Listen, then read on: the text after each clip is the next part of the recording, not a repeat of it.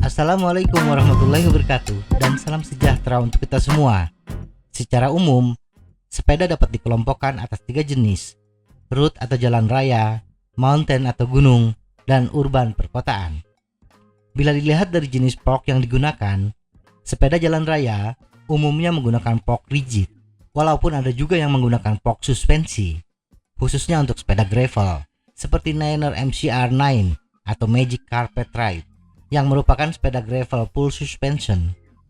Sedangkan sepeda gunung, semuanya menggunakan fork suspensi, walaupun ada yang menggunakan fork rigid, seperti Raven Max Factory 29. Dan untuk sepeda perkotaan, ada yang menggunakan fork suspensi, ada pula yang menggunakan fork rigid. Sepeda hybrid rata-rata menggunakan fork suspensi, sedangkan sepeda komuter biasanya menggunakan fork rigid. Ketiga nama genre sepeda ini merujuk pada nama tempat yang terkadang membuat salah kaprah, terutama sepeda gunung. Tidak setiap jalur pegunungan atau perbukitan cocok menggunakan sepeda gunung. Misalnya jalur Caringin Tilu pada Sukabandung, walaupun pegunungan, tetapi tidak cocok bila menggunakan sepeda gunung. Jalur ini adalah jalan aspal yang relatif mulus, dengan medan pendakian dengan gradien rata-rata 8,5% dan gradien maksimal 23,8% sepanjang 5,5 km dari titik awal Jalan Ahmad Yani Bandung. Jalur aspal dan banyak tanjakan, bila fungsi suspensinya diaktifkan, akan membuat kayuhan tidak efisien. Tetapi ada juga jalur perkotaan yang bila menggunakan fork rigid justru lebih menyiksa, seperti jalur paving block, jalan aspal yang terkelupas, dan lain-lain. Lantas kapan sebaiknya menggunakan fork suspensi, dan jalur seperti apa yang cocok untuk fork rigid?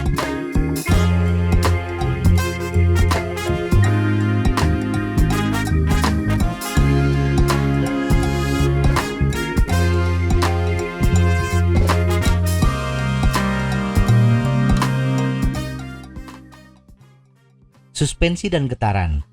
Fork suspensi adalah teknologi yang meningkatkan kenyamanan bersepeda, khususnya untuk genre sepeda gunung. Getaran yang diakibatkan oleh benturan sepeda di permukaan yang tidak rata, sebagian akan diserap oleh fork suspensi.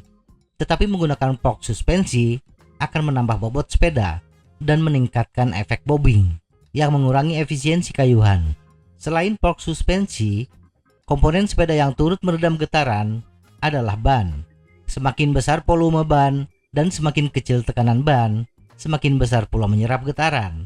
Tetapi ban dengan volume yang besar atau tekanan yang rendah akan meningkatkan rolling resistance roda sepeda, sehingga kayuhan pun akan semakin berat. Untuk medan off-road, sepeda gunung, peranan fork suspensi sudah tidak perlu diperdebatkan. Demikian juga untuk jalur aspal mulus, road bike, menggunakan fork rigid adalah suatu kelaziman. Permasalahannya untuk jalur perkotaan, sepeda urban, khususnya untuk sepeda komuter, mana yang terbaik?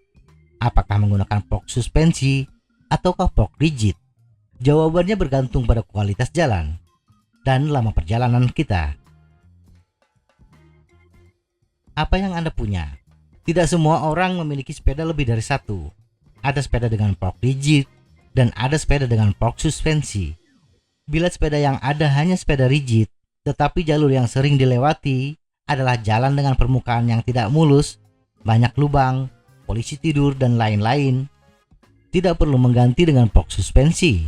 Cukup gunakan ban dengan volume yang lebih besar, dengan knop slick dan tekanan ban rendah.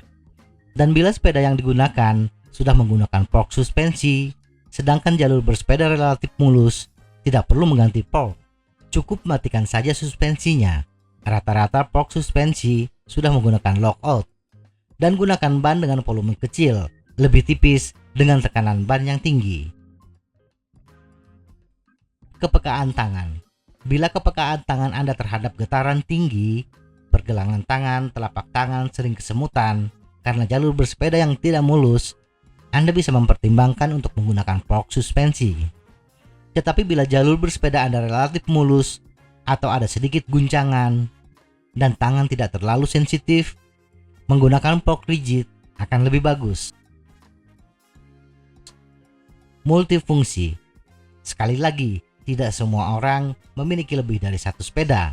Nah, bila sepeda komuter Anda sesekali dibawa melibas medan off-road di akhir pekan, ada baiknya menggunakan box suspensi.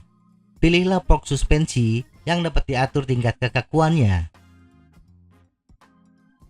Jalan perkotaan rusak parah. Jalan-jalan perkotaan di Indonesia tidak semuanya mulus. Banyak lubang di sana-sini, di mana kondisi jalan ini sudah tidak bisa lagi diatasi oleh ban yang lebar. Maka box suspensi akan jauh lebih membantu Anda ketika berhadapan dengan lubang jalan yang dalam. Menghadapi jalan seperti ini, box suspensi tidak hanya meningkatkan kenyamanan, tetapi juga keamanan. Menghantam lubang yang dalam bisa menyebabkan Anda kehilangan keseimbangan karena hentakan yang keras. Pilihan rem. Rem cakram umumnya digunakan pada sepeda saat ini. Tingkat kepakeman rem cakram akan meningkatkan keamanan perjalanan para komuter di tengah hiruk-pikuk lalu lintas. Bila Anda berniat menggunakan rem cakram, mau tidak mau harus menggunakan box suspensi. Walaupun ada box rigid yang memiliki dudukan rem cakram, tetapi tidak umum dan relatif mahal. Semoga informasi ini bermanfaat. Tetap sehat, salam goes.